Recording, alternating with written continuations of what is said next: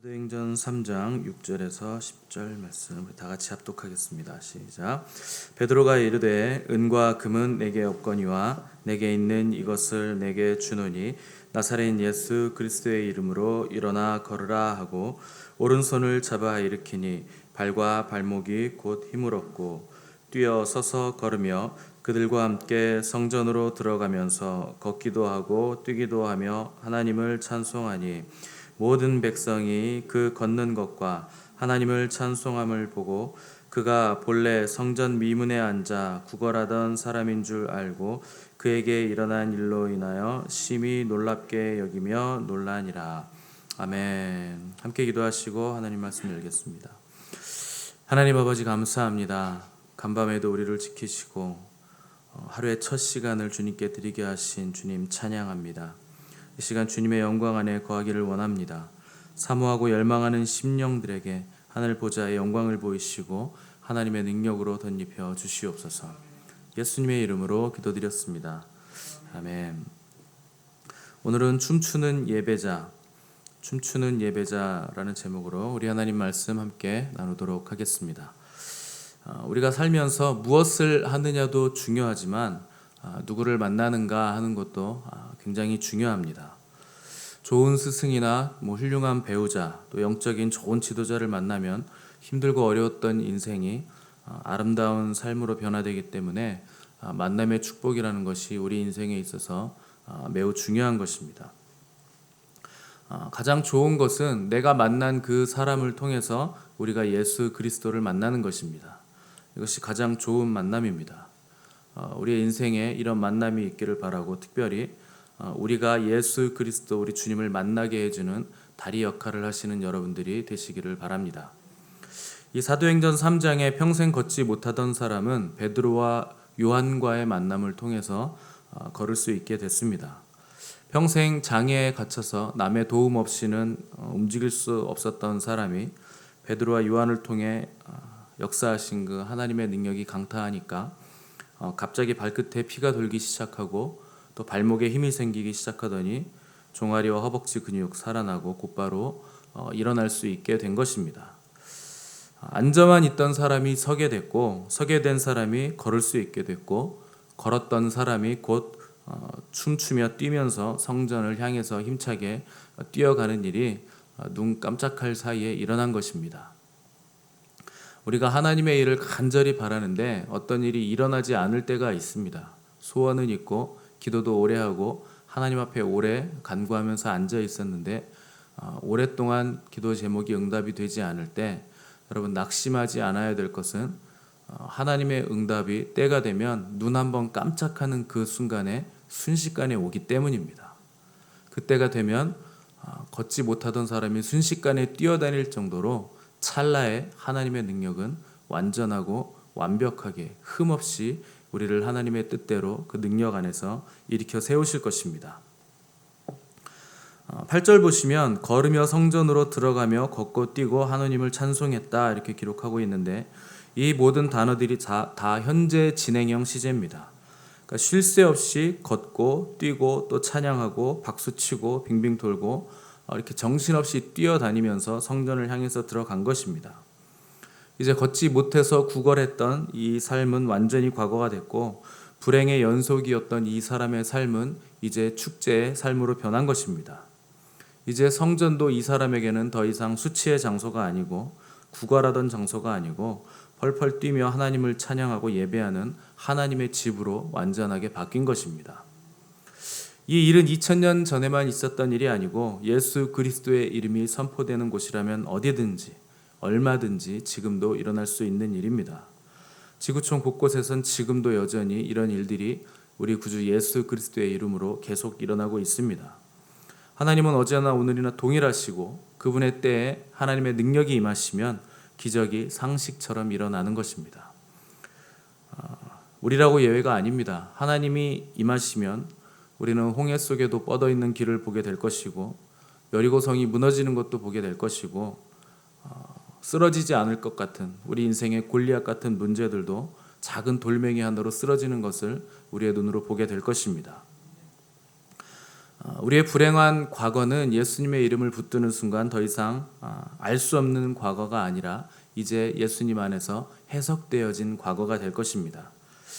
우리의 절망이 하나님의 절망이 아니고 우리의 낙심은 하나님의 능력과 변화의 기회, 그런 단초들이 될 것입니다. 사람들은 계속 이렇게 생각합니다. 왜 나는 이렇게 태어났을까? 왜 우리 집은 이럴까? 왜 나는 상처가 많을까? 이런 과거들이 해석되지 않는 이유는 우리에게 현재 만족이 없기 때문입니다.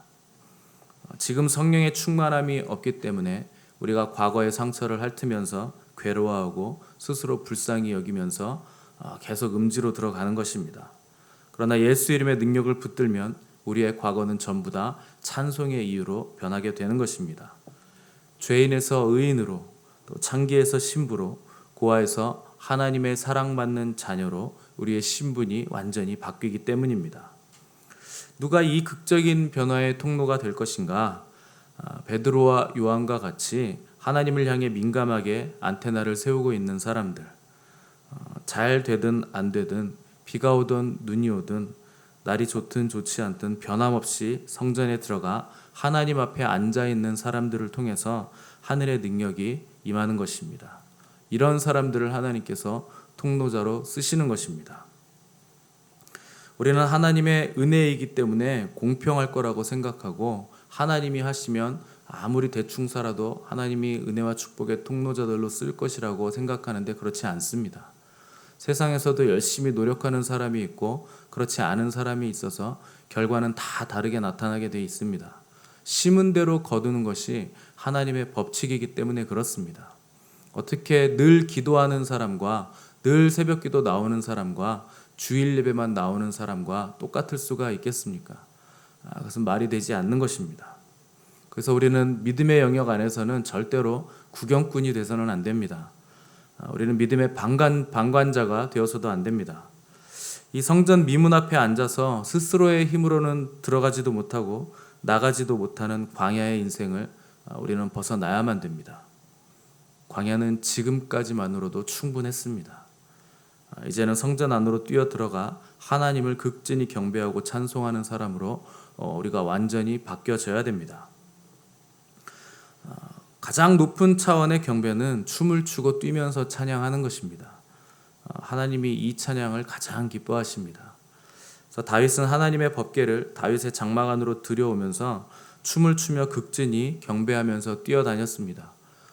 처음에 법궤를 가져올 때는 하나님의 방법대로 하지 않고 블레셋 사람들이 썼던 방법으로 소에다가 수레를 매가지고 법궤를 수레에다 메고 실어서 들어왔는데 중간에 소가 뛰니까 법궤가 흔들렸고 이것을 잡으려고 웃사라는 사람이 법궤에 손을 댔다가 하나님의 거룩에 충돌해서 그 자리에서 즉사했습니다. 이때 다윗은 마음이 상해서 내가 어떻게 감히 하나님의 법궤를 들여오겠느냐 이렇게 법궤에 들여오기를 포기했습니다. 근데 다윗의 또 놀라운 점은 그 뒤로 하나님의 율법을 연구했다는 것입니다. 그럼 어떻게 가져올 수 있는가? 그렇게 연구해서 법궤 운반 방법을 알게 됐고 제사장들이 어깨에 메고 이 법궤를 운반하자 아무도 죽거나 다치지 않는다는 것을 발견한 것입니다. 유대 전승에 따르면 6걸음 제사장이 딱 걸었을 때 다윗이 그것을 한번 확인하고 또 춤을 추고 또 6걸음 갔을 때 또 제물을 드리고 뭐 이런 식으로 전진했다. 뭐 이렇게 전승에 내려오기도 합니다. 그만큼 다윗이 많은 연구 그리고 마음을 많이 들이고 하나님의 임재를 사모했다는 뜻입니다. 하나님의 임재는 하나님의 방법에 순종할 때 우리에게 오는 것입니다. 인간적인 방법으로 하나님을 끌어들이려고 해도 하나님의 방법이 아니면 절대 하나님이 우리에게 오시지 않습니다. 하나님의 방법에 순종했을 때 하나님께서 아무런 사고 없이 법궤가 다윗의 장막으로 들어올 수 있게 해 주셨습니다. 그때 다윗이 기뻐서 춤을 추면서 온 예루살렘 성내를 뛰어다녔습니다. 하나님께서 나와 함께 거하시게 됐다는 그 기쁨으로 충만해서 다윗의 영혼이 충만해진 것입니다. 그때 다윗은 왕의 옷을 벗어 던지고 제사장의 옷인 세마포 옷만 입고 온 예루살렘 성을 뛰어다녔습니다. 그 극진한 경배를 하나님이 아주 기쁘게 받으셨고, 아마 다윗 이후로 예루살렘 성에서 뛰어다니면서 극진한 경배를 드린 사람이 그 다음에는 아마 이 안진뱅이가 아닐까, 그렇게 예상을 할 수도 있겠습니다. 9절 10절 보시면 모든 백성들이 이 안진뱅이가 뛰면서 하나님을 찬송하는 것을 보고 놀랐다고 했습니다. 한 사람 때문에 사람들이 놀라고 이 한 명의 경배자 때문에 사람들이 하나님의 큰 일을 알게 된 것입니다. 하나님의 일에는요, 많은 사람이 필요한 게 아닙니다. 딱 한 사람만 극진한 경배를 드려도 그곳의 그 영적인 분위기가 완전히 바뀌어지게 되는 것입니다. 한 사람만 변화되면 수많은 사람들이 영향을 받게 돼 있습니다. 유식할 필요도 없고 부자일 필요도 없고 권력을 가질 필요도 없습니다. 별 볼 일 없어도 걷지 못해도 구걸하는 사람이라 해도 하나님의 능력이 강타하면 이 한 사람 때문에 예루살렘이라는 도시 전체가 들썩거리게 돼 있습니다. 다니엘 한 사람으로 인해서 메데, 페르시아, 바벨론 세 개의 제국이 하나님을 두려워하게 됐었습니다. 딱 한 사람만 있으면 가장 고대 근동에 강력했던 제국 세 개의 제국이 하나님을 다니엘 때문에 경외하게 된 것입니다. 한 사람이면 뒤집을 수 있습니다. 우리 교회도 누구든지 한 사람이 변화되면 교회를 뒤집어 놓을 수 있고, 한 교회가 변화되면 이 지역과 한국 교회 전체가 다 뒤집어지게 되는 것입니다. 하나님의 영으로 충만한 한 사람만 있으면 그 한 사람이 대한민국을 다 뒤집어 놓을 수 있는 것입니다. 하나님에게는 많은 사람 필요치 않고 하나님의 마음에 합한 사람, 하나님만 가장 극진히 사랑하고 그분만을 경배하는 그 한 사람이 필요한 것입니다. 저는 저와 여러분의 삶이 그런 한 사람이 되시기를 바라고, 그런 능력 있는 영향력을 주는 삶이 되시기를 바랍니다. 특별히 우리의 다음 세대들이, 또 우리의 자녀들이 그렇게 변화되고 세상을 뒤집는 사람들이 되기를 간절히 바랍니다. 우리가 새벽마다 기도하는 이유가 여기에 있고, 또 우리가 부흥을 기대하는 이유도 여기에 있습니다.